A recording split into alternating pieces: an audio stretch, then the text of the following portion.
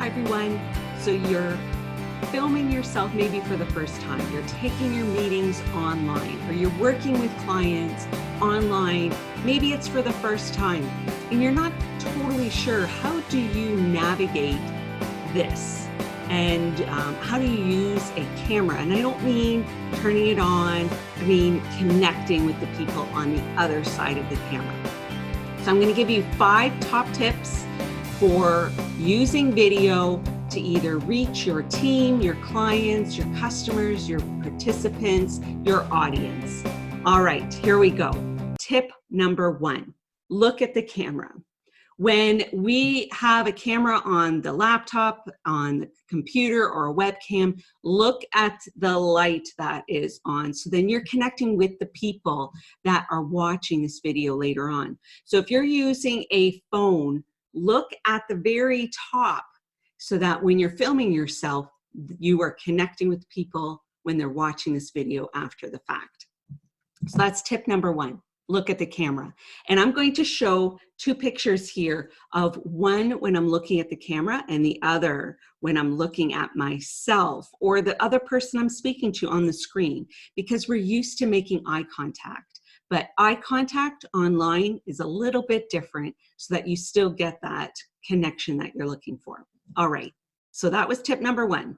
Tip number 2, when you're running an online meeting or running an online workshop, learning experience, or just touching base with your team, if it's more than one person, or even if you're just talking to one person, don't skip over that initial introductions, welcome, roundtable touching base.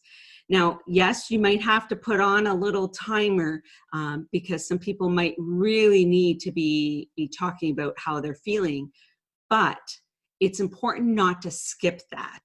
That is so important to making connections and then being able to communicate and understand each other. So if you're working on a problem, you will reach that solution in a lot faster time frame if you already are connecting with each other. If you understand where each other's coming from, what's happening, what's their context, it gives a little bit more relief, taking a deep breath and being real, that we're all in this real context and that you're making real connections with each other before you're moving on to the learning experience itself. Even if you are running a training, you can ask a question at the beginning for each person of what they're looking to learn that session, that 1 hour, hour and a half, or that morning.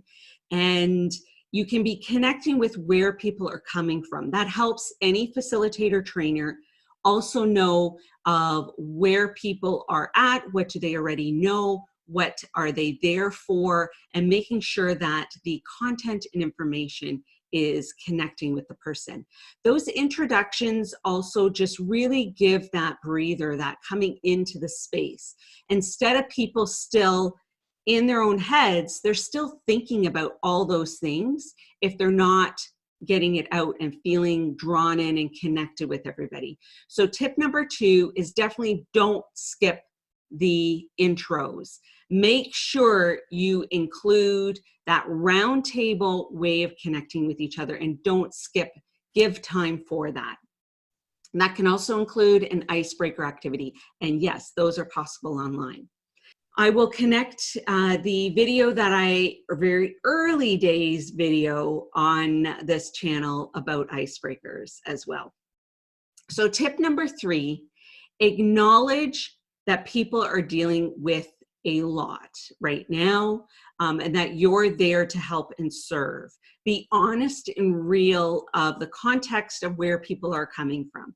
That's part of the don't skip the round table, but as a facilitator, as a leader, even though we want to get to the agenda, and make sure you do have this in the agenda, that you have allotted intentional space to just hone in on the people that you are there to serve and help and support, that you acknowledge the reality of the situation.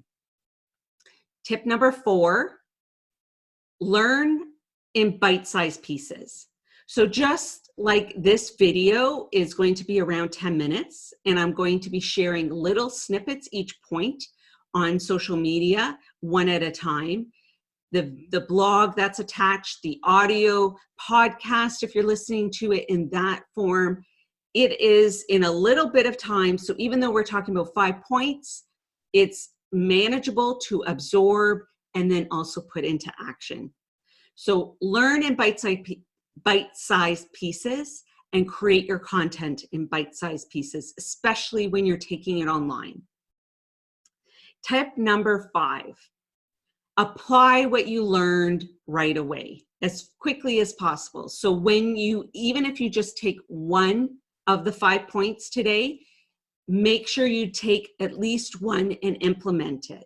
We learn and remember what we're learning if we're creating spaces and being intentional about using that knowledge as quickly as possible and putting it into action. So when you're creating a learning experience, make sure that you have a call to action at the end. And so this is also your call to action, to put into place one of these 5 tips in the next meeting that you're running or facilitating a learning experience. Thanks for watching. My name is Patricia Regier with Regier Educational Services. I hope you have a light bulb learning moment today and that you're able to reach and engage your audience, whether it's online or in person. And I appreciate you watching this. If this is of value to you, like it, subscribe, share, and comment what types of videos you'd be interested in. Thanks again, and until next time, I hope you are safe and well.